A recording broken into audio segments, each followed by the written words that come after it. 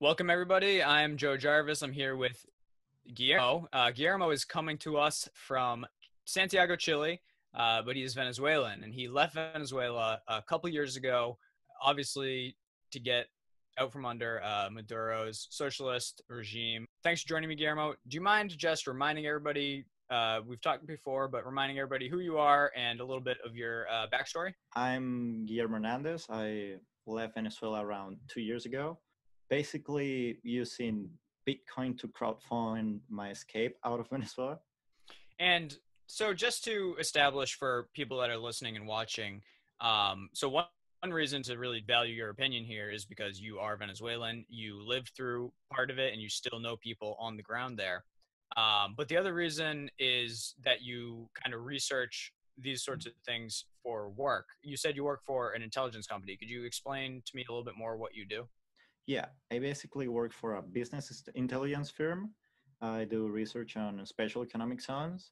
So let's say I have to keep up on the political situation of countries and stuff like that. When did you finally decide to get out of Venezuela?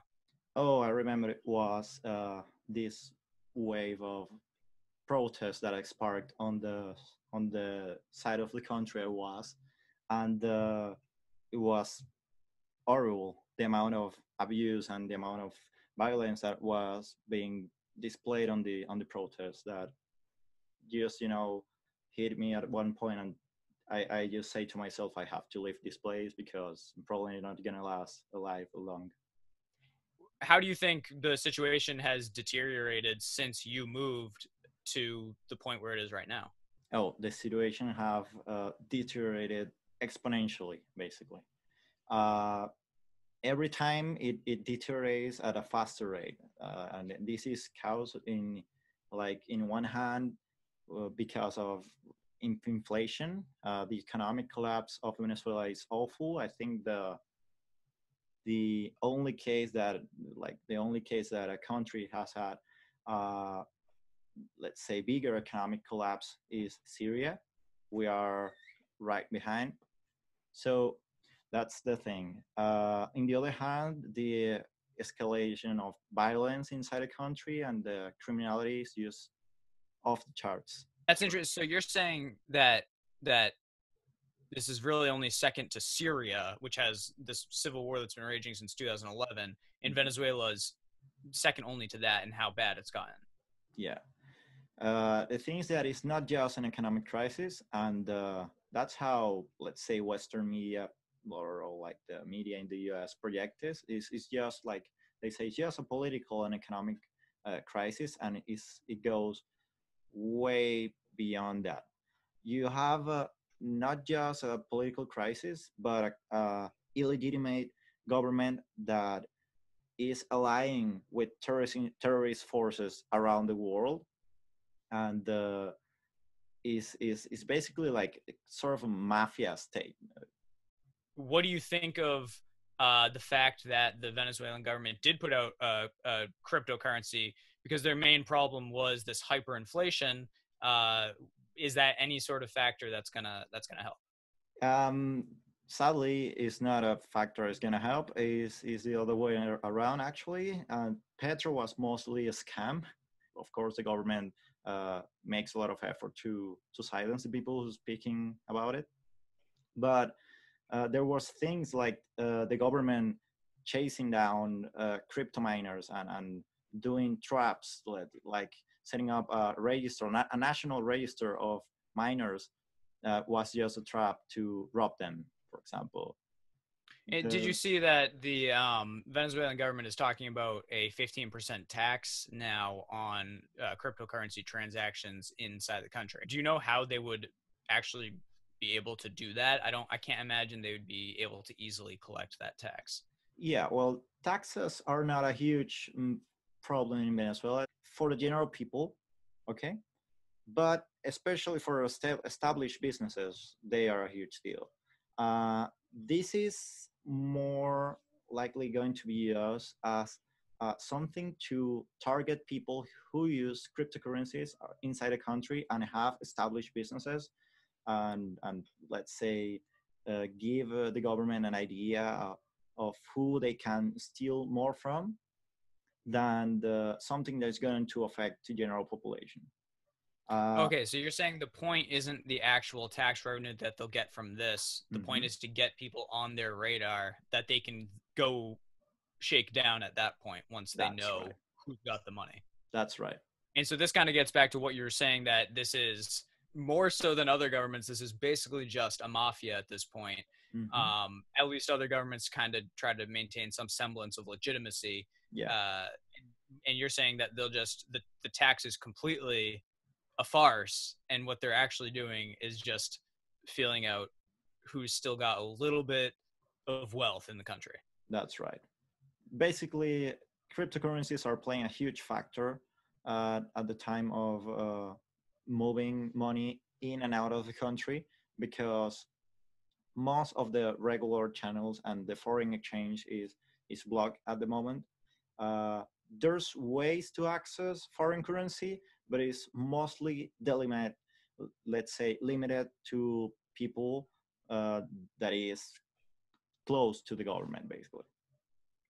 So the average people is using cryptocurrencies as Bitcoin, Ethereum, Litecoin on exchanges, on local exchanges to basically, let's say, they for example can do work, remote work, for example, and charge on cryptocurrency, and that's the way they get paid. They Right. use this as a tool to bear up the situation. You still know people that are in Venezuela. Are you in contact with them on a regular basis? Yeah. And what kind of things are they reporting that are happening at this point? Like, how bad is the situation? Are we getting an accurate representation of it in Western Okay. media? Well, I mean, you get an accurate representation of the economic crisis, but uh, it is all, let's say, all layers of society are completely collapsed at this point. You get shortages of basically everything, including gasoline. That is something quite ironic because Venezuela has the second largest or third largest oil reserve in the world, and you get shortage of gasoline.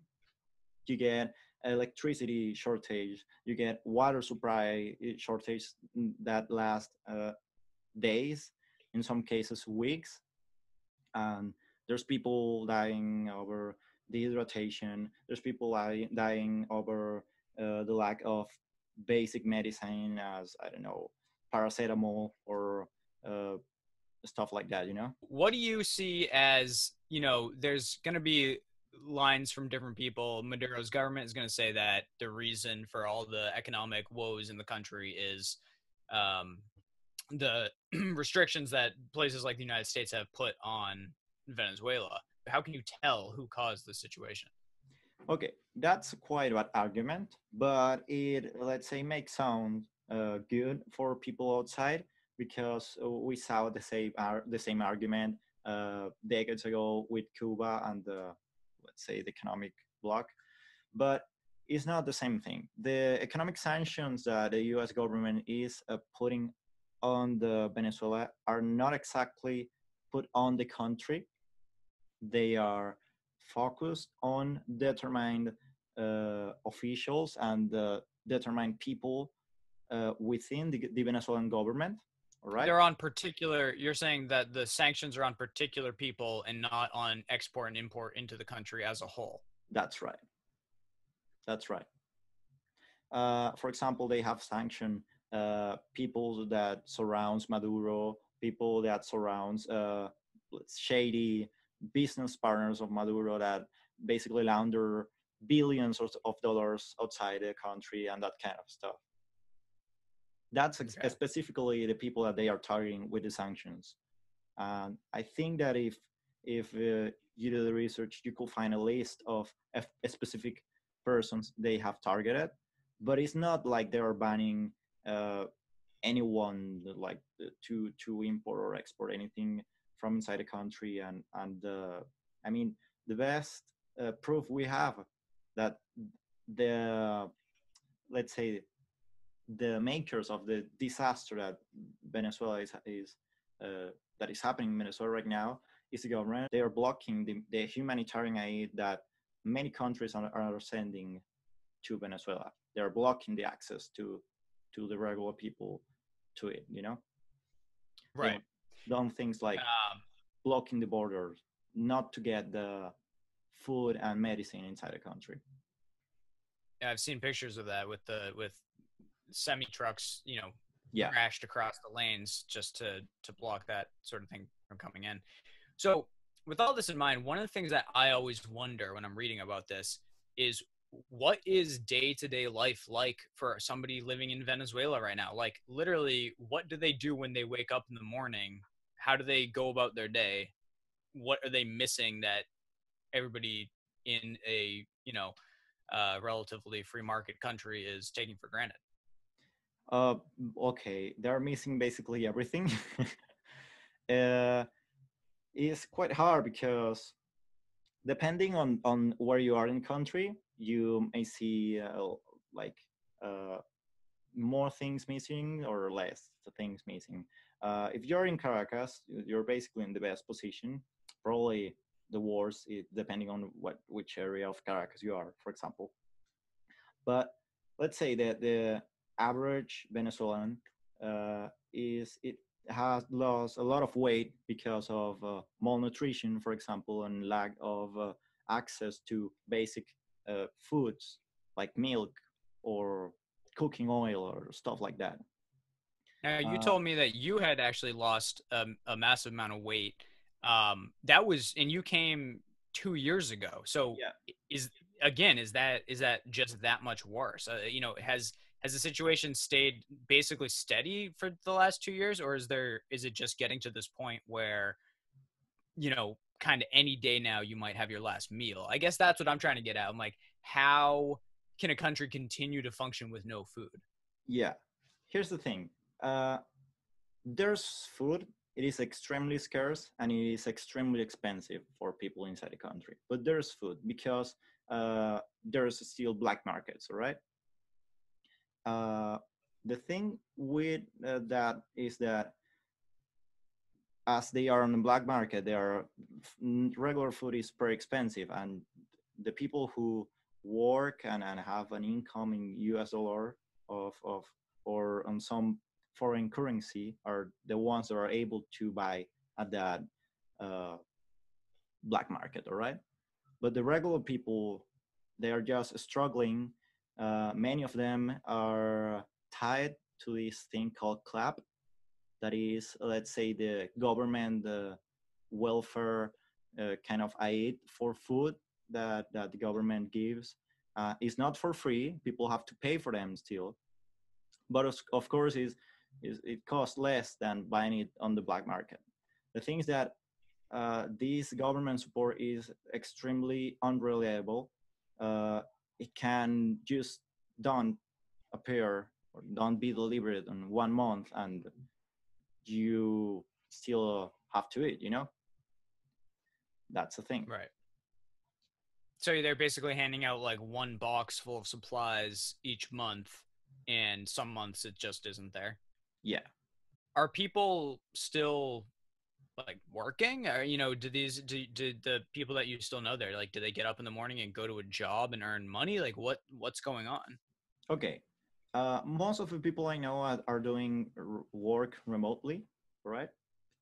Because if you work for someone outside the country, you make an income in foreign currency that is way more stable than Venezuelan bolivars, and you basically don't want to get Venezuelan bolivars on your hands because whatever amount of money you have today, tomorrow you will have half of the value, and the next day it will be half of that.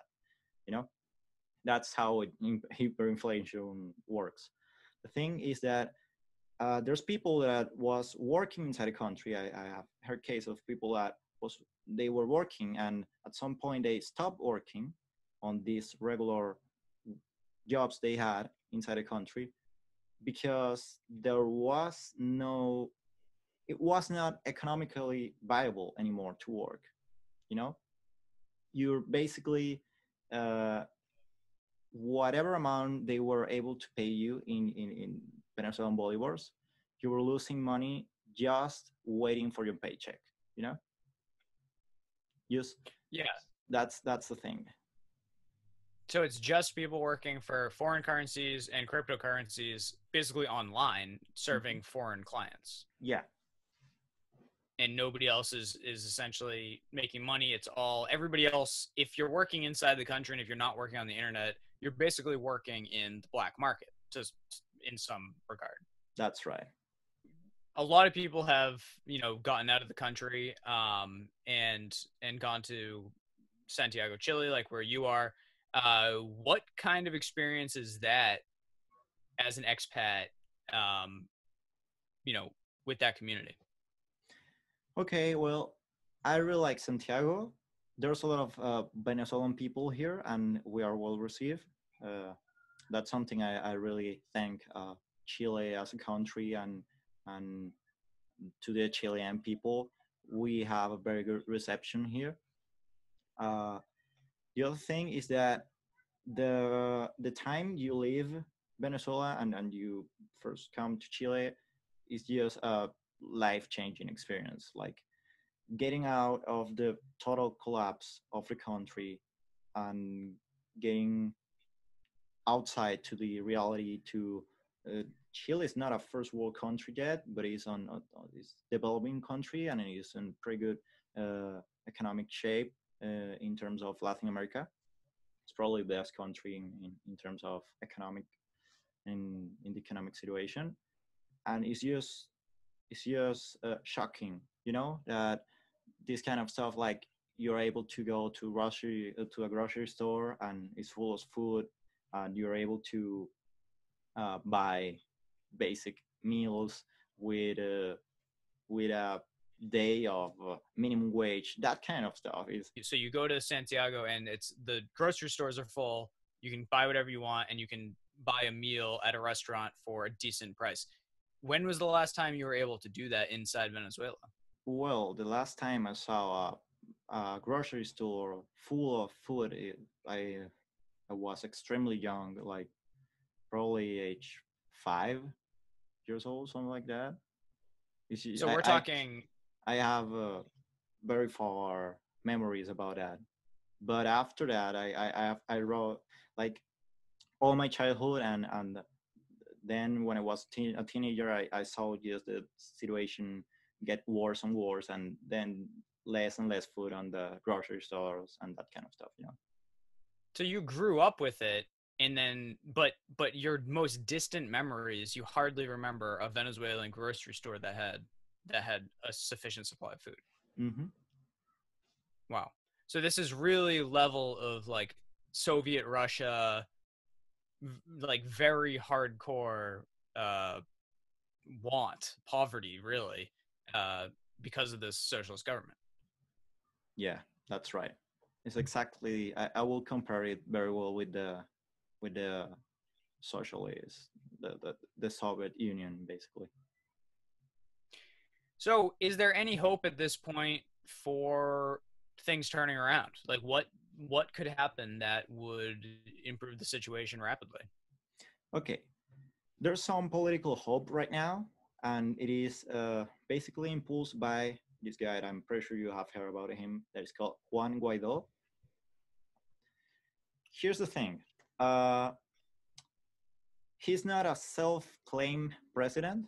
That's something that both sides outside the country are getting wrong. He didn't just self-claim himself president. All right. Just to put you on a little bit of context, Maduro was re-elected president on an election that was completely rigged, where he banned the opposition parties and he put the people who was going to oppose to him in the election. All right. Of course, the election was completely flawed. No one, like no serious country on earth, recognized that election as something legitimate. All right. So here's the thing. 'Under the Venezuelan constitution, there's a procedure for the election. for when something like that happens. And this procedure is basically when the government is elected or is elected in a way that is illegitimate, it make an absence of power on the executive power, right?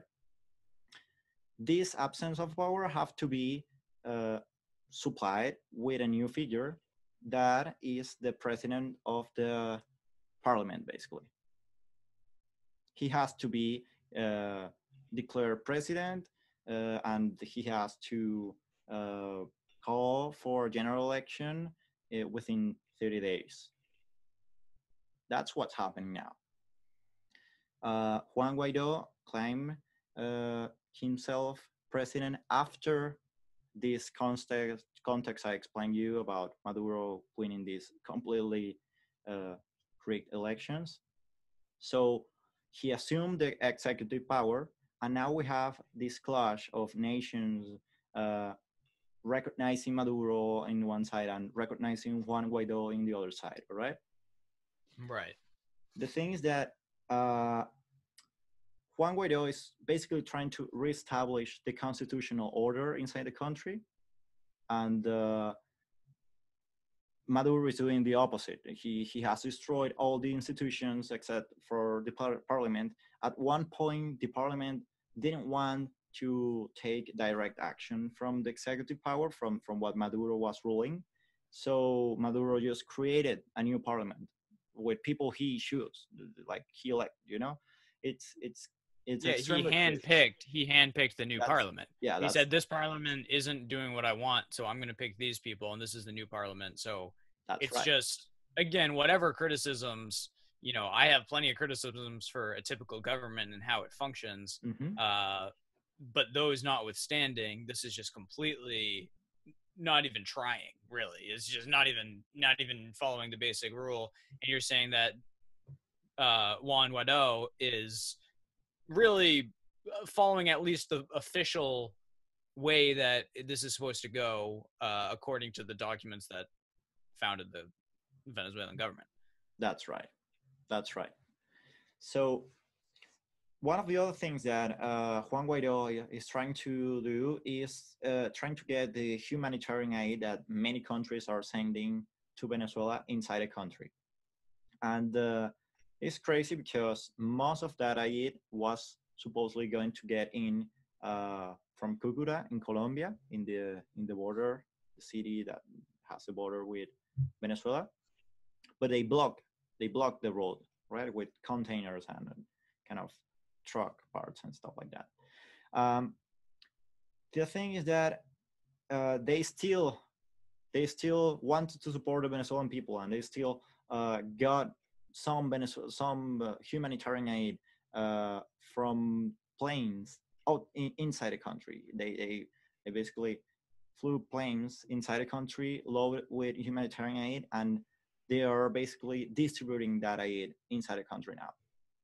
But the situation is so bad, and the government is so cruel that officials from the government are stealing this aid from the places that are being reported to have.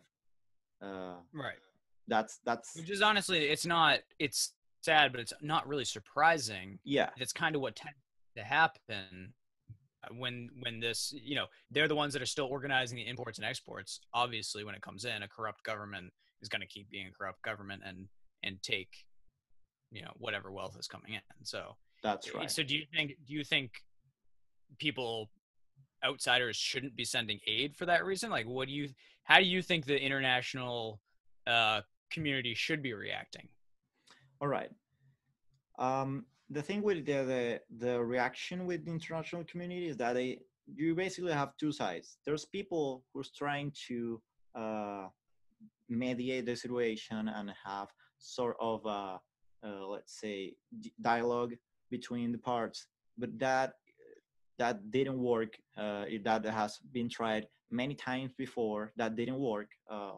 That just gives more time to this illegitimate government in the power in functions, for saying some way, and that just gives more power to this government. All right. And Yeah. there's this other position that many countries are taking that is just recognizing Guaido as the legitimate president and completely unrecognizing Maduro and the figures that Maduro has in power. That, for me, that's a way better approach because most of the people inside the Venezuelan government are criminals, right? Especially those who are in executive positions and very high positions.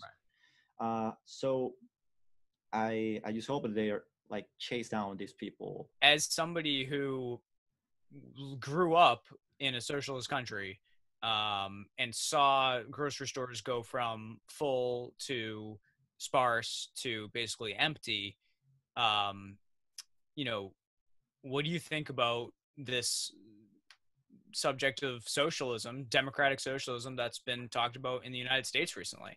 Is it just completely tone deaf to you, or?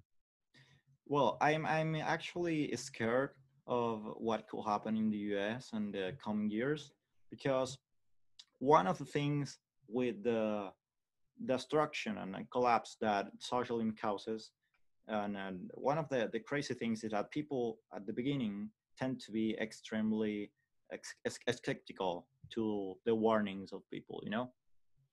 Uh, it could happen. It could happen in extremely short period of time. The U.S. could change from the democracy, or let's say the balance of power that it has today, to a completely dictatorship, socialist dictatorship, right? That could happen. And when you say that to an American, that may sound a little bit I don't know, delusional. But the thing is that the how the socialism evolves inside the country and how the people, the socialists, especially socialist politicians, how they rig and modify the power to make themselves stay in that position and to basically duplicate the other people inside the country is one of the things that I think uh, scares me the most. That's something that happens really quick. They start to change institutions. They start to change laws that at first may not seem very important, but they are. And it goes down to collapse very quickly. Basically, it could happen Yeah. to any country. Basically, So basically, the warning to people observing from foreign countries is, yes, it can happen to you. This isn't mm-hmm. just something that happens in South America. These are basically the same situations that everybody's going to face, and it can happen quickly when it does happen. That's right. Let's just touch on one other thing real quick. The I've heard some people in the United States say that, and we kind of talked about this with Juan Guaido. Uh, it's almost like the United States government recognizes him as the rightful leader, and suddenly it's like, hold on a sec. Now I'm not so sure that this is a good thing. The U.S. doesn't have the best history in terms of installing dictators and supporting rebel groups and stuff like that. Is this one of those situations, or is this completely different? It is completely different. But Juan Guaido hasn't been recognized or like just put by like handpicked and put by the U.S. government. That is not the case. Uh, there's many countries from the international community that have recognized Guaido. Uh, one of the things that the left uses in media is to try to make this look like an US baked coup, but it's not like that, all right? Uh, there's other countries that are basically fully supporting, even with aid and financially to Juan Guaido. And one of these is Canada. The other one is Costa Rica. It doesn't sound that way if you say like is this a Canada baked coup or a Costa Rica baked coup? It's Oh, not okay. So you're exactly. saying that if you were like, is Canada organizing a coup in Venezuela? Yeah, or it's Costa Rica that doesn't even have a military. organizing a coup in Venezuela. That doesn't sound that, you know. Right. But the thing is that when you say that U.S. is making coup in Venezuela, it for some reason it made complete sense to a lot of people, but it's not the Well, case. there is good reason for it to make complete sense because Of the course, history obviously in South America. of course, Uh, so that's a good point though. It plays well if you're trying to manipulate things and you say, yeah, the U.S. is organizing a coup. It's like, well, yeah, that's kind of right. makes sense. That's right. Now to that point, would your things could change rapidly. I don't know if you saw the picture that got captured of John Bolton, and his notebook said 5,000 troops to Colombia on it. Um, would your opinion on this whole thing change if suddenly the U.S. started getting involved militarily?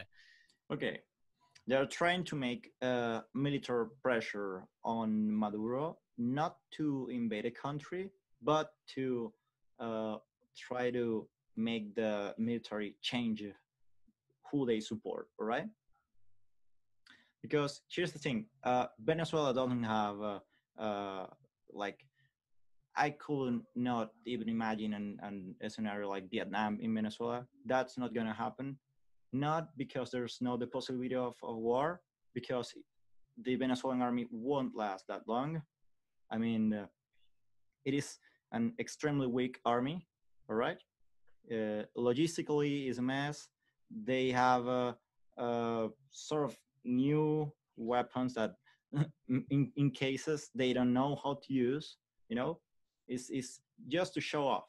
And in the other hand, instead of going straight and invading country as the U.S. did in Panama, they're trying to show Moscow to Maduro and say, hey, we are we're willing to use the force if we have to, you know, but you have to get out of power.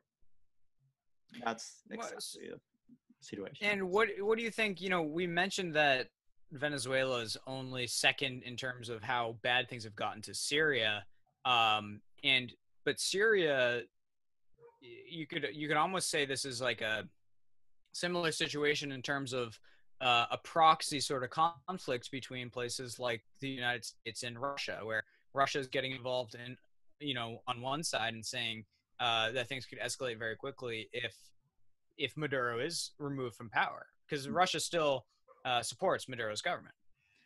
Yeah, they support Maduro's government, but the thing is that they are open to negotiate with Guaido, you know. So, and that's another thing that don't it doesn't pops up in on media and doesn't makes that lot of that amount of echo internationally.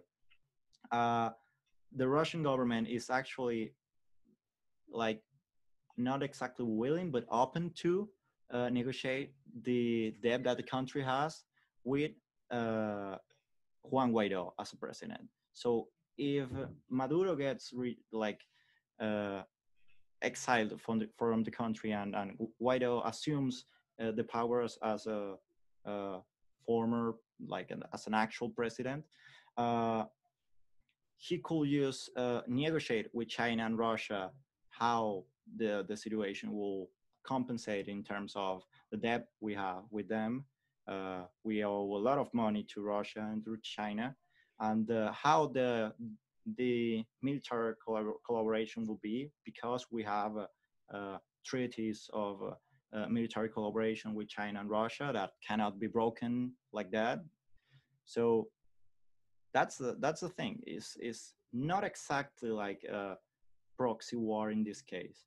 Is let's say more complicated than that, and it, countries are more open to the Maduro's exit than most people will think, because So Russia's not drawing a hard line on this and saying, Maduro's gonna stay in power or whatever. They're kind of just what are they? I don't know. All I've heard, and I follow these things relatively closely. All I've heard is that Russia supports Maduro and basically is saying don't do to the international community. They're saying don't do anything to remove him from power. okay, the thing is that the Russian government has stated that they wouldn't like an direct, let's say, intervention inside Venezuela, right? I think that's nothing anyone wants, right? That's reasonable. Yeah, that's a Of reasonable course. thing to. Yeah.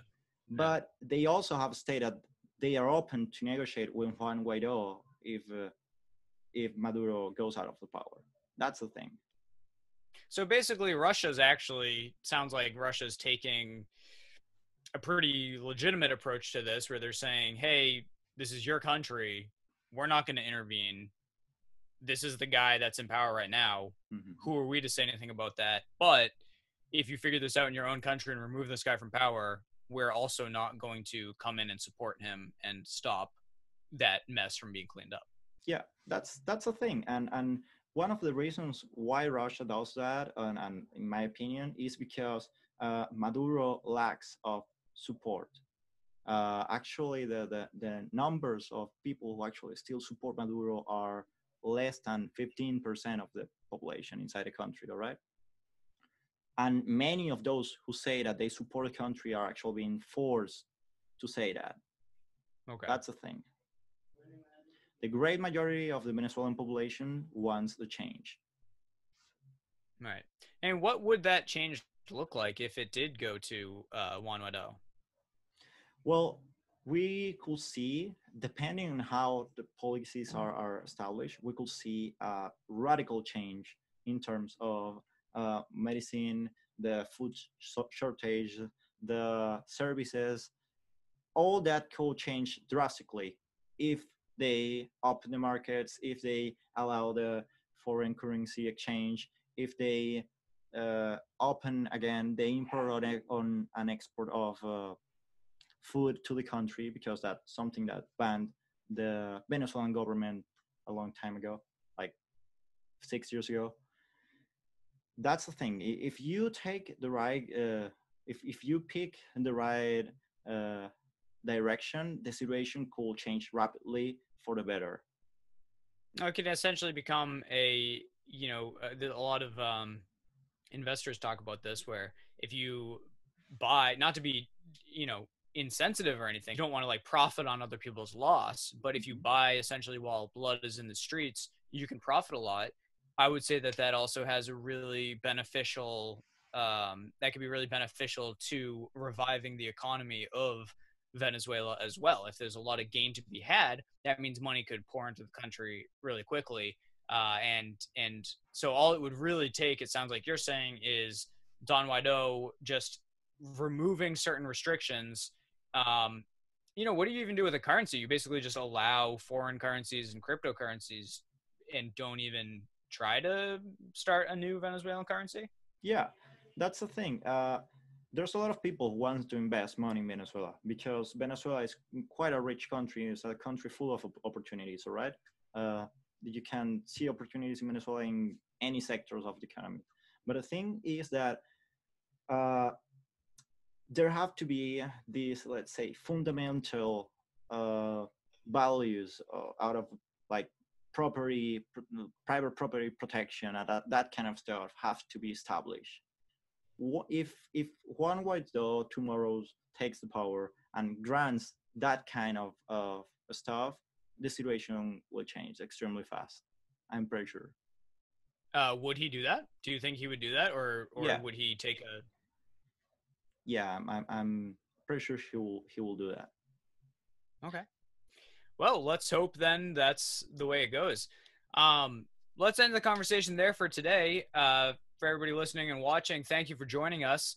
We're going to get Guillermo back here to talk to us more about what's happening in Venezuela and keep us updated.